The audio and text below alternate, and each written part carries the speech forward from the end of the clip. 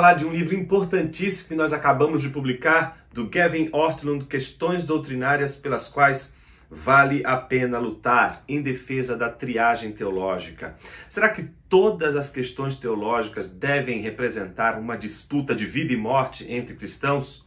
Claro que não, e é com base nisso que o Ortlund oferece para a gente uma espécie de critério para fazer a triagem dessas questões. Existem questões que são primárias, e essas questões, independente de denominação, independente de quem a gente seja, elas são fundamentais, essenciais para a fé cristã, e não tem como você ser cristão e abandonar essas questões. Agora, existem outras questões que são secundárias e terciárias.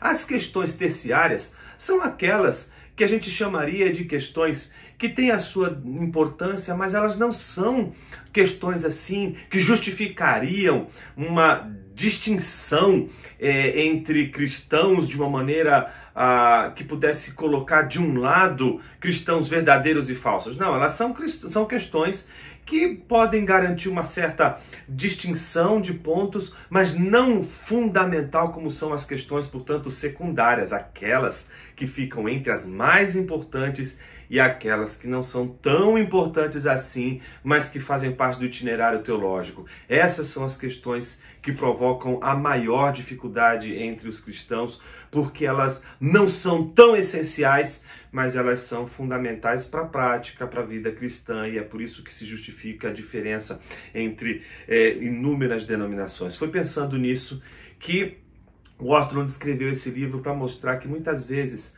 as nossas brigas não são por questões primárias e secundárias. As nossas maiores brigas e contendas são justamente por questões terciárias. Ele chama às vezes de questões quaternárias, que são questões às vezes até mesmo irrelevantes, mas que são colocadas como se fossem secundárias ou mesmo primárias. É por conta dessa situação que surge uma enorme dificuldade entre pessoas se relacionarem do ponto de vista da discussão teológica.